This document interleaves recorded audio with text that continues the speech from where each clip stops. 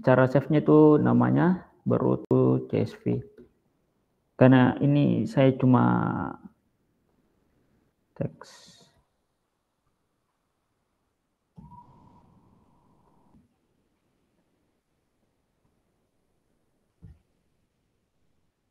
CSV. Setelah itu teman-teman baru masuk di komponen orkestranya. Nah, komponen pertama itu data ingestion. Nah, di sini teman-teman melakukan pemisahan data atau split. Nah, di sini pembagiannya itu train itu 80 yang ini dan evalnya itu 20%. Ini teman-teman bisa modifikasi sedikit, bisa 50-50 ataupun yang lainnya. Ini saya bawakan saja. Nanti artefak ini sebutannya artefak. Oh ya, ini harus disesuaikannya di mana teman-teman tadi simpan datanya, data rootnya. Ini. Dan outputnya itu juga teman-teman ambil dari data komponen data ingestion-nya. Dan nanti teman-teman bisa jalankan di orkestranya.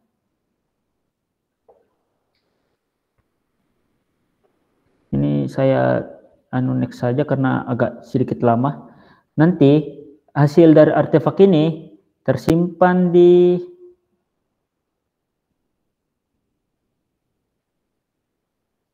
sini.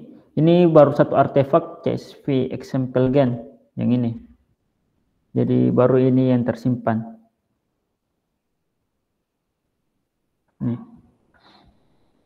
Setelah itu ini opsional karena kebetulan di sini saya mau lihat datanya saya, bisa lakukan teman-teman ikuti ini. Ini cuma opsional aja. Bisa di skip juga ini. Setelah itu saya lakukan kita lakukan data validasi. Ini seperti juga di modulnya yang ini. Mungkin di sini saya skip aja, tidak usah jalankan karena sedikit lama karena saya tidak menggunakan GPU. Ini seperti di modul, sini kita lakukan, ini sebenarnya bisa di skip, tapi alangkah baiknya dilihat supaya kita lihat, siapa tahu ada sedikit permasalahan di datasetnya. Ini kita bisa lihat informasi-informasi di dataset kita. Baru lanjut di komponen data skema. Ini masih sama dengan di modul. Ini yang kita panggil itu data statiknya.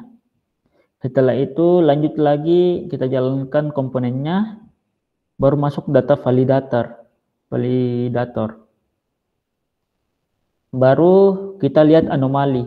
Di sini kalau ada anomalinya dia akan tampil, kalau tidak ada itu dia no anomaly found. Oke. Baru masuk data pre-processing. Nah, di data pre-processing ini yang menurut saya cukup sulit karena pertama kita tidak terbiasa menggunakan orkestra dan kedua itu kita lebih terbiasa menggunakan code eksperimental, jadi langsung. Nah, satu keunikan kalau kita menggunakan data menggunakan orkestra di mana data transformnya itu tidak boleh berubah. Misalnya dari data teks tiba-tiba berubah menjadi data array. Nah, itu tidak boleh, dia pasti akan error. Jadi harus tetap sama untuk ditransformnya. Ini yang bakalan menjadi challenging menurut saya. Oke, di sini cara saya di sini cukup kalau di modulnya itu dia kasih pisah ya. Nah, kebetulan saya di sini saya gabungkan satu file semua supaya satu kali jalan. Oke, di sini saya jelaskan sedikit. Di sini pertama untuk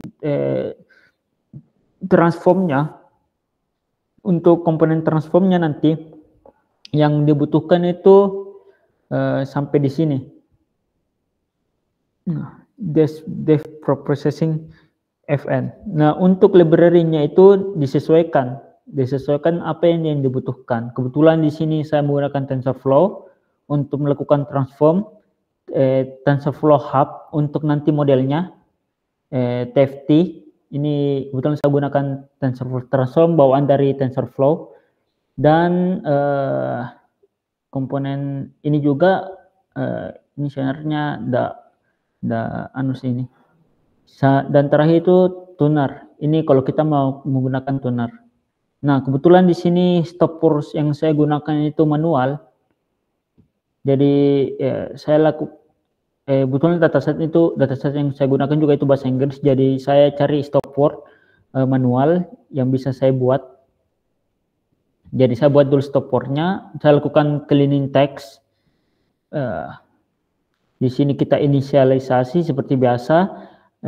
Label itu untuk labelnya atau kelasnya. Kedua itu text atau feature key-nya, apa yang mau menjadi inputannya nanti. Seperti biasa, kalau dataset itu ada dataset NLP itu ada vocab size-nya dan panjang sequence-nya, sequence length-nya. Dari itu ini bukan opsional sih, ini bisa digunakan dan tidak untuk train batch-nya, batch size. Nah, pertama yang disarankan juga di modul itu penggunaan nama. Kalau penggunaan nama yang telah masuk di transform atau di komponen, disarankan tambahkan XV-nya, tambah XV. Jadi nama filenya baru XV, underscore XV. Itu yang disarankan di modul, dan saya terapkan di sini. Setelah itu preprocessing. Nah, kalau di modul itu dia lakukan preprocessing sederhana. Kebetulan dataset saya itu masih ada huruf besar kecilnya, masih ada tanda tanya, jadi cukup kotor. Di sini saya lakukan pembersihan sedikit menggunakan regex replace dari TensorFlow bawaan. Oh ya, yang tadi saya bilang juga di transfer itu kalau misalnya dataset kalian string tiba-tiba berubah jadi array, tiba-tiba berubah menjadi apa ya, kalau anunya TensorFlow itu saya lupa, ada bawaannya TensorFlow itu tidak boleh, dia langsung error. Jadi kalau dari awal string ya harus string. Dia bisa berubah saat mau masuk di model. Itu menjadi challenging utama kalau menggunakan ML Orchestra. Di sini saya lakukan pembersihan menggunakan tab regex. Setelah itu masih pembersihan di sini. Setelah pembersihan baru masuk di sini, saya skip dulu, di TensorFlow di komponen transformnya. Nah, di sini. Sebenarnya kalau komponen transform itu cuma sampai di sini saja. Nah, di sini. Nah, setelah masuk di komponen transform, baru kita masuk, ini bisa di skip. Ini cuma saya lihat data saya betul-betul berubah atau tidak. Bisa dilihat di sini tadinya ada I feel, ada I just feel really helpless and heavy heart. Nah, berubah menjadi kata dasar. Nah, di sini saya cek feel really helpless heavy heart. Nah, langsung berubah jadi kata dasarnya kan. Nah, di sini itulah yang saya lakukan di sini. Berubah kata dasar plus seluruh tanda tanya, hal-hal yang tidak saya gunakan saya buang gitu. Setelah itu kita masuk di train dan tuner. Nah, khusus untuk tuner itu tidak diajarkan di modulnya. Nah, jadi ini saya ajarkan sedikit menggunakan tuner. Oke. Ini sebenarnya hampir semuanya sama di modulnya. Jadi yang berubah cuma ini yang berubah sedikit, saya rubah sedikit, sama tuner itu yang berubah. Sisanya sama. Oke, ini masih sama dengan di modulnya, berikutnya kita rubah ini dataset. Setelah itu di sini kalau teman-teman mau mengubah datasetnya, bukan di sini processing model. Iya di sini. Jadi kalau teman-teman array atau menjadi menjadi token tokenize. Atau disinilah tempatnya teman-teman bisa rubah. Ini bisa berubah menjadi vektor. Bisa teman-teman bisa ubah di FFDF belum masuk di modelnya. Kalau teman-teman baca di komponen transform itu pasti akan ada error dari string jadi vektor atau array itu pasti akan error kalau tidak sesuai dengan awalnya. Nah, di sini seperti di modelnya input fn processing model, di sini saya juga masih ikut di modelnya. Setelah itu ini disinilah akan menjadi kita gunakan tuner. Nah, pertama ini seperti ini mirip dengan modulnya. Pertama tapi yang saya tambahkan sini HP, parameter HP atau hyperparameter. Nah, di sini teman-teman bisa lihat di websitenya Keras Tuner. Sebelumnya terscreen yang ini. Oke. Jadi untuk yang tuner, yang tuner ini kelihatan Kak. Yang tuner ini teman-teman bisa lihat di websitenya langsung di sini. Nah, jadi di sini saya ikuti yang ini.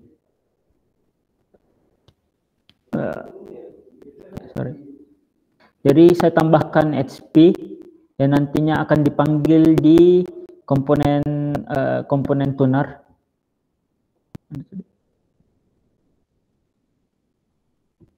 Get serve tuner. Oke, yang ini.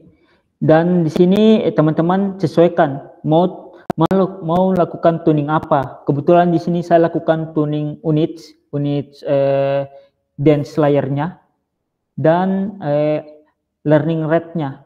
Jadi di sini teman-teman bisa pakai choice, range. Jadi teman-teman bisa baca yang ini. Di sini banyak sekali pilihannya. Bisa pakai choice, ada lagi.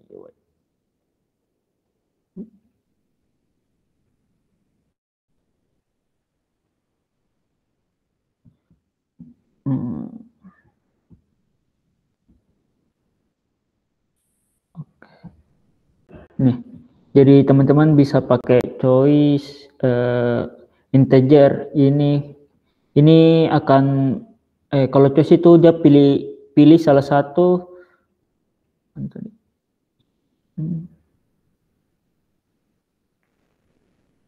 Kalau choice itu dia pilih salah satu antara ini, dia coba satu-satu antara 32, 64, 128, 256 sama 512. Ini teman-teman bisa sesuaikannya. Udah kebetulan saya di sini lakukan kelipatan 32 dan seterusnya. Bisa teman-teman sesuaikan. Nah, bisa juga teman-teman pakai in. Jadi sesuaikan aja mau teman-teman pakai apa. Bisa begini dan max and value. Kalau max and value, kalau ini dia coba semua.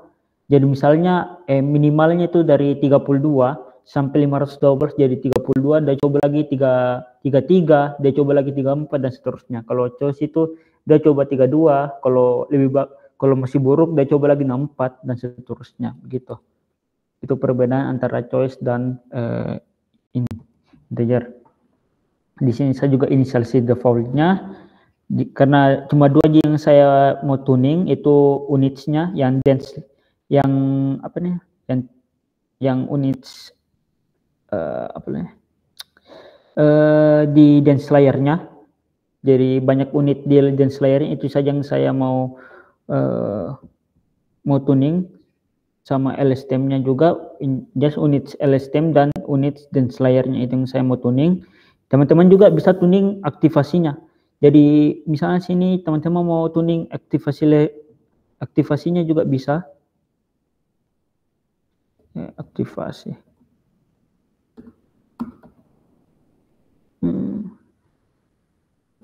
choice.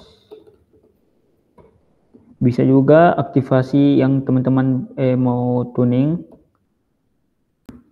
value. Jadi teman-teman sesuaikan aja apa yang mau dituning. Misalnya relu,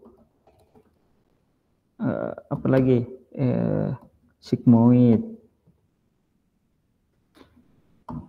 linear. Nah, di sini karena kita mau tuning aktivasinya, jadi sisa diganti ini menjadi HP aktivasi. Nah, itu. Tapi di sini saya tidak lakukan aktivasi pada aktivasinya. Jadi teman-teman sesuaikan aja kebutuhannya. Nah, karena saya mau tuning HP unitsnya dan learning rate-nya, jadi unitsnya itu yang awalnya di sini biasanya 32 atau 64, di sini saya ganti menjadi HP units yang diambil dari sini. Nah, karena saya juga mau di dance layer-nya juga begitu. Di dance layer-nya juga begitu, dan untuk yang lainnya itu tetap sama. Untuk yang dance output-nya itu atau layer paling akhir itu jangan diganti ya. Ini tetap sesuai dengan jumlah kelasnya yang ini. Ini jangan diganti, jangan ganti jadi HP units juga.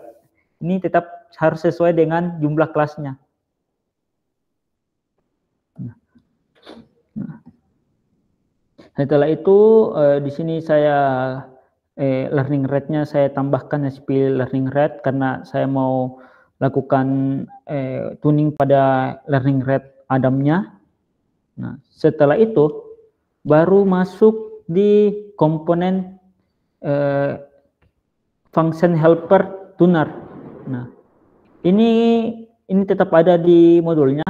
Kemarin saya lihat di modulnya ada, tapi tidak lengkap. Dia tidak memberitahukan bagaimana cara penggunaan tuner secara lengkap. Dia cuma memberikan function helpernya saja.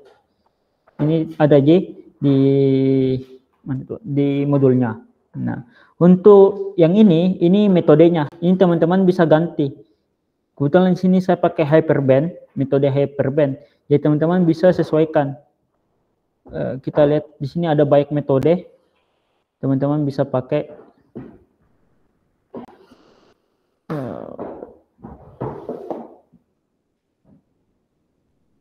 build model. Kita lihat apa saja metodenya.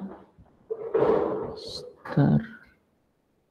Ini ada random search. Teman-teman juga bisa pakai random search. Jadi kalau teman-teman ganti metodenya itu disesuaikan dengan parameternya juga yang ini. Kebetulan di sini saya pakai hyperband.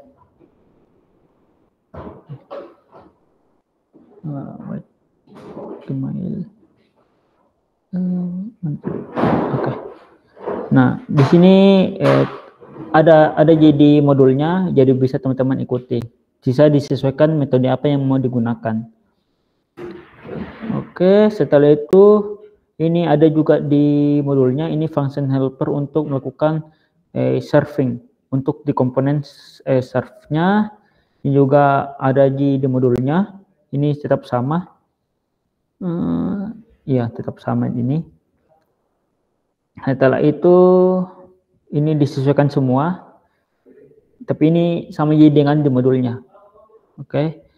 Baru masuk di tadi komponen transformnya, baru masuk di komponen tunernya. Ini ada juga komponen tunernya di modulnya, baru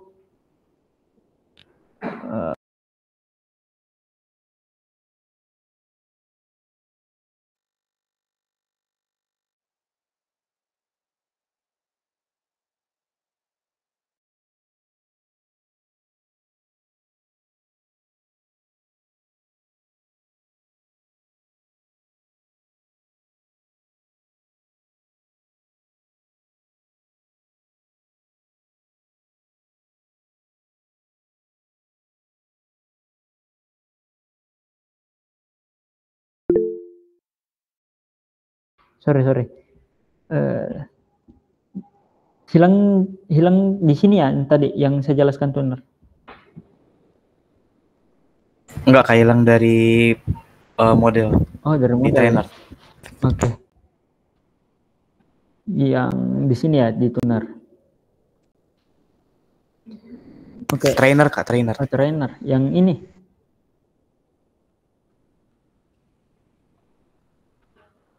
Yang di sini Mas tadi hilangnya? Udah di bawah lagi, Oh, Mas. Yang di komponen trainer yang ini. Iya. Oke. Untuk komponen trainernya di sini seperti di modul. Jadi teman-teman bisa juga ikuti yang di modul. Jadi dari perubahan. Oke. Oh ya, untuk ini komponen trainer di sini teman-teman bisa sesuaikan matriksnya. Kebetulan di sini saya pakai matriks file akurasi saja. Akurasi. Nah, kalau di modul yang situ udah menyarankan kalau kategorikal menggunakan matriks kategorikal akurasi kategorikal yang di sini. Mana itu? Wait. Di components. Optimize. Ini akurasi. Nah, di sini saya sarankan teman-teman kalau misalnya kan ada batas minimal akurasi yang harus dicapai untuk menyelesaikan akurasi menyelesaikan proyek pertama kan. Nah, kalau teman-teman menggunakan kategorikal akurasi itu pasti akan lebih rendah dari akurasi biasa yang ini, akurasi ini. Nah, saya sarankan teman-teman pakai akurasi ini saja daripada kategorikal akurasi karena pasti akan lebih rendah. Karena perhitungannya akurasi dengan kategorikal akurasi memang sedikit berbeda, ada sedikit perbedaan. Walaupun itu kalau hitungan anunya itu tetap sama, tapi kan siapa tahu kalau kita pakai kategorikal akurasi gara-gara dilihat rendah itu ditolak, itu takutnya. Jadi saya sarankan menggunakan akurasi saja yang ini.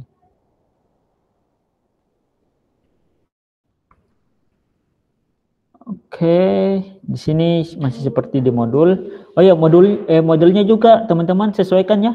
Mau pakai buat model bagaimana? Di sini saya cuma buat model sederhana saja, menggunakan dua layar hidden dan satu layar BLSTM. Baru masuk di model resolvernya, komponen resolver. Di sini teman-teman juga ikuti saja di modul ini sama. Nah, ini juga saya ikuti di modul. Teman-teman di sini bisa sesuaikan matriks apa yang nantinya teman-teman mau lihat. Di sini ada precision, recall, advanced score, coefficient matrix, ini false positif dan sampai seterusnya. Sini teman-teman bisa sesuaikan. Baru masuk di evaluator, komponen evaluator. Nah, di sini teman-teman sesuaikan saja, ikuti saja di modulnya. Ini sama dengan di modul. Baru lanjut di sini, ini sama juga di modul. Di sini nanti kita akan lihat overall keseluruhan dari matriks model kita. Ini sama jadi dengan di modul. Baru masuk di pusher, di komponen push. Di sini nanti yang ini teman-teman sesuaikan ya, teman-teman modelnya nanti mau taruh di mana. Nah, sebenarnya cuma sampai di sini saja. Nah, nantinya itu akan ada dua folder. Kalau pengguna Colab, kalau teman-teman menggunakan Colab, itu teman-teman harus lakukan save model teman-teman menggunakan zip terlebih dahulu karena untuk folder di Colab itu kita tidak bisa install. Nah, makanya kita lakukan zip dulu. Kita rubah ke zip, bentuk zipnya, baru kita install gitu. Ini cara melakukan zip di Colab. Jadi keywordnya itu zip, baru nama filenya nanti, baru min-r, itu read, dan nama folder yang mau di zipkan yang ini. Nah, kebetulan sini ada 2 folder nantinya yang wajib kita ambil, itu serving model yang isinya nanti model kita yang dari push, dan pipeline karena nantinya ini juga akan diperiksa oleh pihak decoding. Jadi kita nanti kalau pengguna Colab itu harus lakukan ini. Nah, kalau teman-teman lakukan di lokal, ini tidak perlu. Kalau teman-teman lakukan di lokal. Nah, setelah kalau ini tidak perlu jadi lokal. Setelah teman-teman lakukan ini, nantinya teman-teman lakukan install pada zip tersebut, baru bisa di-download. Nah, kebetulan di sini saya jalankan dan sudah download terlebih dahulu sebelumnya. Jadi saya next lagi. Oke. Di sini sekalian juga saya beritahu bagaimana cara dapat bintang 5 karena tadi sudah diberitahu cara melakukan tuner. Di sini saya kasih lihat testingnya, bagaimana cara testing. Karena testing di menggunakan Docker itu sedikit berbeda karena inputannya itu dia mintanya dalam bentuk bytes. Oke. Di sini ini yang tadi yang telah saya jalankan. Ini pipeline-nya. Ya. Pipeline dari artifak komponen tersebut. Ini ada CSV example, evaluator, validator, pusher, dan trainer, dan seterusnya. Ini yang tadi saya telah jalankan dan telah download juga dari Google Colab-nya. Setelah itu jangan lupa juga download yang dari push-nya, komponen push-nya. Ini isinya ini model yang telah di training. Ini wajib ya. Kalau ini wajib sekali. Oke. Jangan lupa juga install notebooknya supaya bisa diterima. Nah, selanjutnya itu Dockernya. Di sini kebetulan saya pakai MacBook, jadi sedikit berbeda untuk ininya. Ini kalau teman-teman pakai Windows, ini sesuaikan saja TensorFlow servingnya. Karena saya pakai MacBook itu kebetulan TensorFlow serving di MacBook itu tidak, khususnya di M1 chip dan kakak-kakaknya itu tidak ada, adik-adiknya itu tidak ada TensorFlow serving. Jadi saya pakai pihak ketiga, pakai ECMAScript. Baru Mas, ini kayaknya masih di Colab deh. Oh, iya, tunggu tuh. Ternyata pemberitahuannya. Tuh.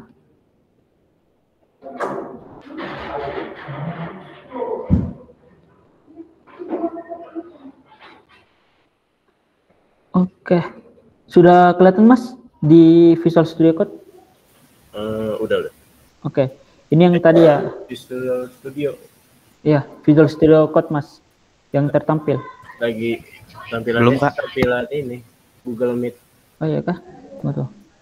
Saya stop screen dulu.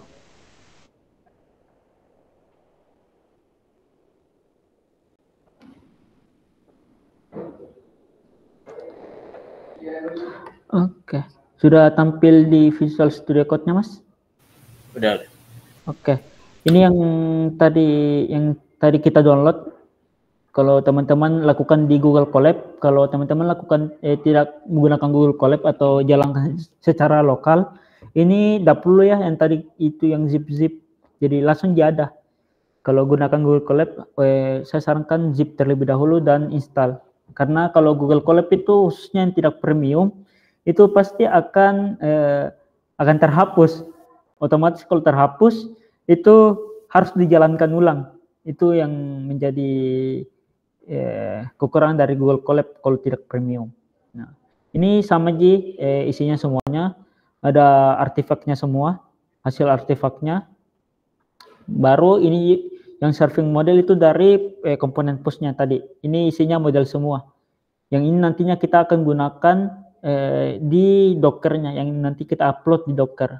Nah, jangan lupa juga kalau teman-teman menggunakan Google Colab itu install juga ya notebook-nya. Oke,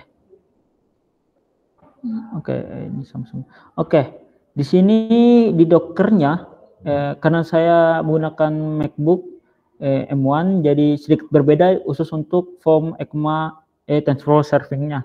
Ini teman-teman kalau menggunakan Windows, ini tidak perlu ya, teman-teman tetap ikuti yang di modul. Kebetulan saya gunakan M1, jadi sedikit berbeda. Sama kalau teman-teman menggunakan Docker, itu install terlebih dahulu juga Dockernya. Dan install kontainer yang TensorFlow servingnya juga. Nih, jadi teman-teman harus install dulu TensorFlow serving image. Kebetulan saya sini sudah hapus ya. Iya, saya sudah hapus TensorFlow servingnya. Oh ini, jadi teman-teman bisa pakai ini kalau menggunakan Windows. TensorFlow serving. Ini kalau Windows. Kalau menggunakan MacBook M1 ke atas itu pakai tadi bisa pakai ECMA. Kita pakai pihak ketiga. Jadi yang mendukung arsitektur ARM. Betulnya ECMA ASCII itu mendukung sama Bitmap. Itu. Nah, usus yang di bawahnya itu tetap sama. Nah, ini copy ini yang paling penting juga, krusial. Nah, copy ini artinya kita melakukan nantinya akan mengupload folder serving model. Nah, kebetulan model saya simpan di serving model, itu makanya di sini saya panggil serving model. Kalau teman-teman simpan model teman-teman di misalnya ada folder baru nih, namanya itu namanya models.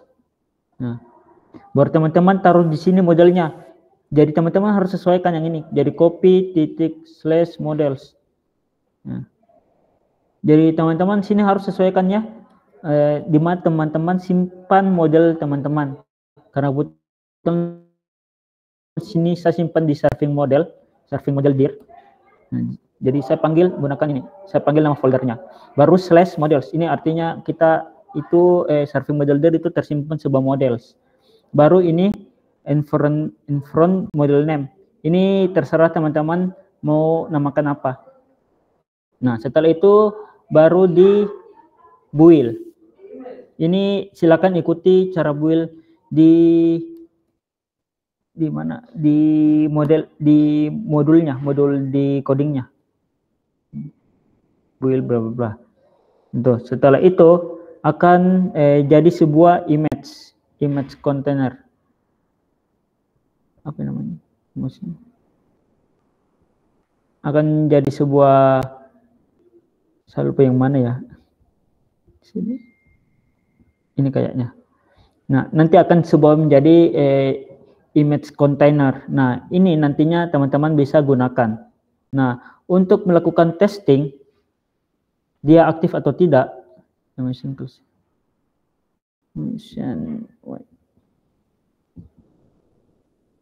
kayaknya sudah saya hapus deh. Jadi saya tidak bisa tes. Nah, sebelum teman-teman lakukan testing, teman-teman saya sarankan sebelum melakukan prediction, saya sarankan teman-teman lakukan tes terlebih dahulu. Apakah container image itu sudah berjalan atau tidak? Ini perintahnya. Ini sama dengan di modulnya. Nah, kalau nanti itu ada contoh di modulnya bagaimana kalau dia berjalan dan tidak. Oke, setelah itu baru teman-teman lakukan prediction.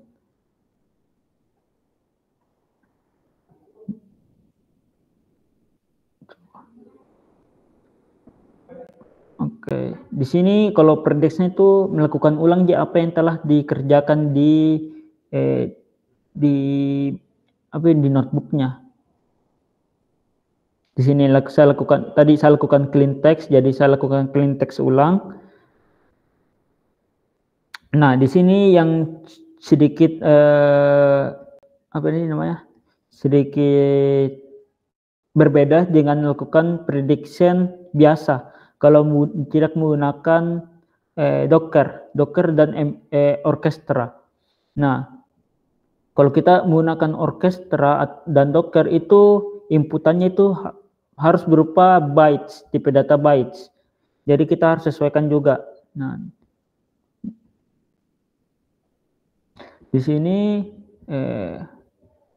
di Jadi saya buat function helper. Pertama untuk lakukan clean text, karena tadi saya lakukan clean text sebelumnya di training saya, di notebook saya. Baru di sini karena inputannya menerima sebuah bytes, jadi saya rubah dari string ini menjadi sebuah bytes terlebih dahulu, baru masuk di serial text-nya. Ini perubahan bytes-nya ini. Nah, di sini mendapatkan input value, kita lakukan clean text, baru karena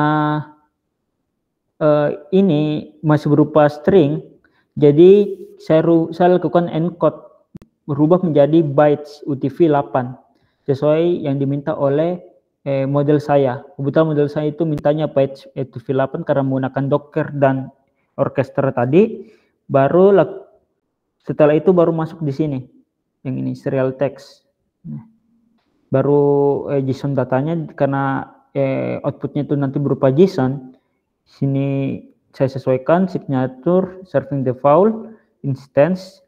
Baru di sini kita lakukan encode ulang, sebetulnya decode dari bytes menjadi sebuah string. Yang ini. Jadi kita lakukan dari bytes, kan ini bytes, menjadi sebuah string. Nah, baru kita lakukan request di sini, request sesuai tunggu, kayak ada yang kurang. Mana? Oh ya, request baru parameternya itu endpoint dari model kita, dari dockernya. Jadi dockernya harus sebelumnya dockernya harus jalan terlebih dahulu ya. Jadi ini tempat nantinya docker berjalan, tambahkan predict nih untuk lakukan prediction. Setelah itu ini seperti biasa kita ambil nilai paling tertinggi. Baru karena saya pakai function, jadi saya lakukan return. Nah, nantinya di sini saya akan panggil. Nah, gitu. Jadi yang cukup berbeda itu ini saja. Jadi perubahan bytes-nya sama. Kalau teman-teman baru pertama kali menggunakan endpoint atau belum terbiasa dengan API, karena kita menggunakan Docker, jadi teman-teman harus terbiasa menggunakan API ini. Ini kebetulan kita buat API-nya sendiri, gitu. Oke, sisanya itu sisa buat apa itu? Requirement text. Nah, kalau buat requirement text itu teman-teman sebenarnya bisa manual dan bisa otomatis. Kalau otomatis teman-teman butuh namanya itu pip freeze. Wah. Saya kasih lihat. Saya nggak terlalu hafal perintahnya. Freeze ini.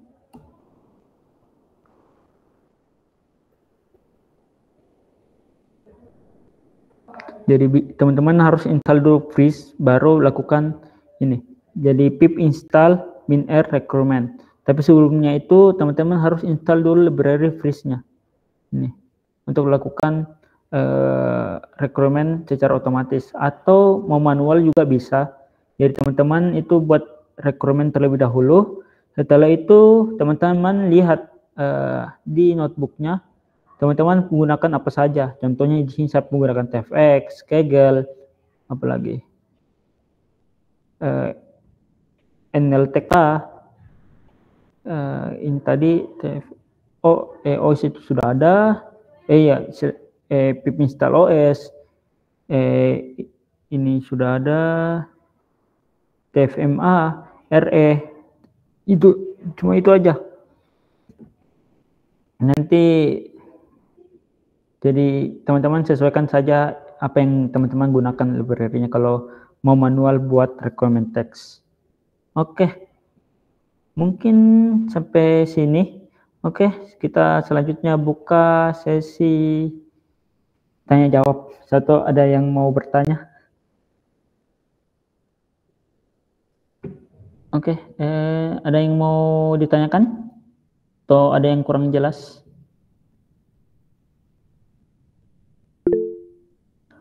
Oke, Mas Mikael. Izin bertanya Kak, tadi kan itu di bagian yang testing atau Python yang buat tesnya itu tadi ada B64 kan Kak? Iya. Nah itu nanti disesuaikan sama kebutuhan input model atau memang namanya B64 aja ya Kak? Yang ini ya, yang ini base 64. Iya, iya Kak. Ini memang namanya base 64, Mas. Ini untuk URL sebenarnya. Enggak Kak, di bagian bawah. Yang mana? Di bawah lagi. Nah itu kan ada di instances-nya itu kan ada example B64 itu Oh, memang iya. gitu ya Kak? B64 Iya, gitu. memang namanya base 64 ini. Yang ini ya, Mas. Ini memang yang ini ya. Iya yang itu Mas. Yang Oh ya, ini memang anunya Mas, B64. Oh, oke Kak. Saya kemarin coba juga kan sama juga, cuman saya pikir harus diganti jadi sesuai nama yang diminta model. Ternyata harus B64. Oke Kak, makasih Kak. Oke. Mas kemarin ganti ya yang ini? Iya, saya ganti jadi message karena kemarin kan saya lihat di errornya katanya B64 not found gitu kan Kak, atau saya lupa juga errornya. Jadi saya ganti tapi sama-sama error juga. Sebetulnya sih saya belum pernah ganti sih yang ini.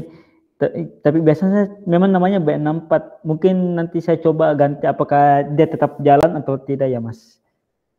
Oh, oke Kak, makasih Kak. Oke. Oke, apa ada lagi?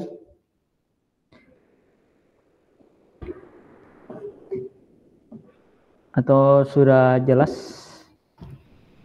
Untuk notebooknya nanti saya kirimkan di grup untuk notebooknya.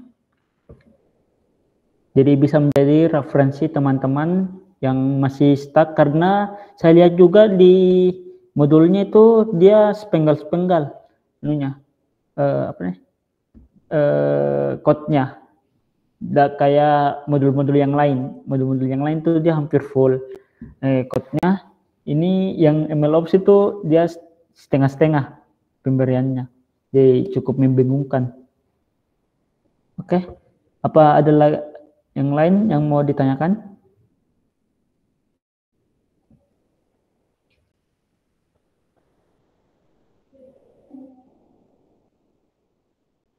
Oke, ini ada Mas Bilhak Dewantara yang kirimkan environment.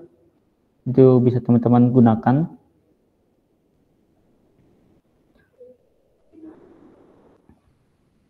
Oke, apa atau sudah jelas ya?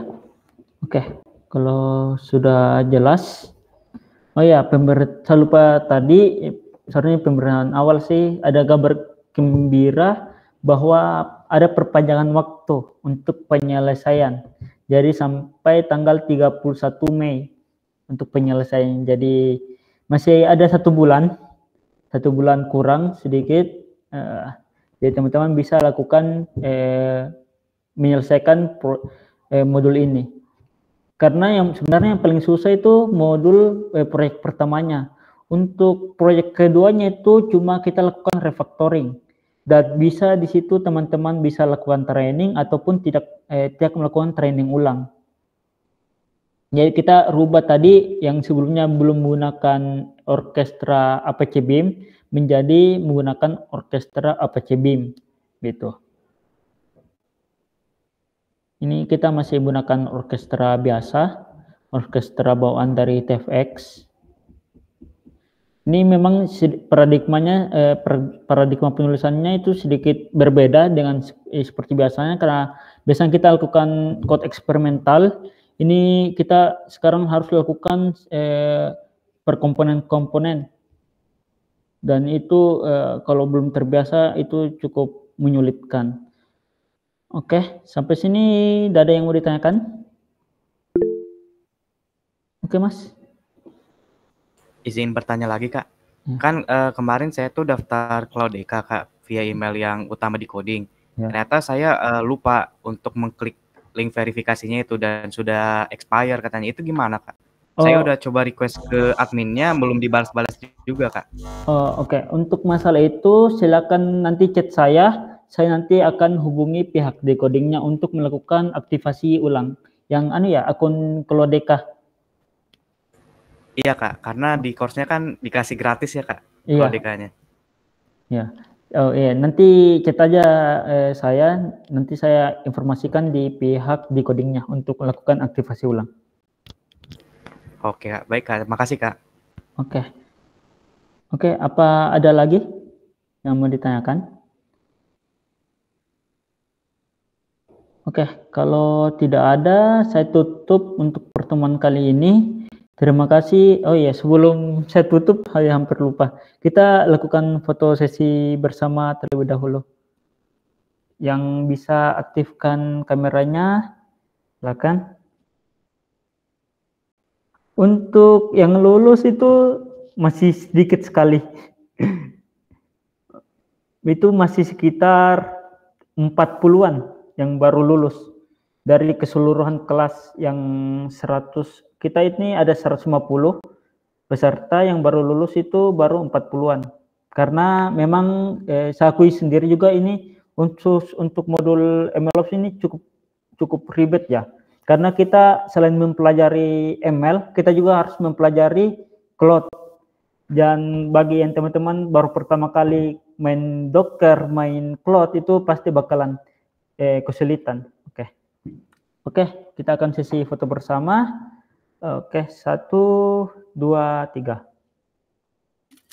Oke, satu kali lagi. 1, 2, 3.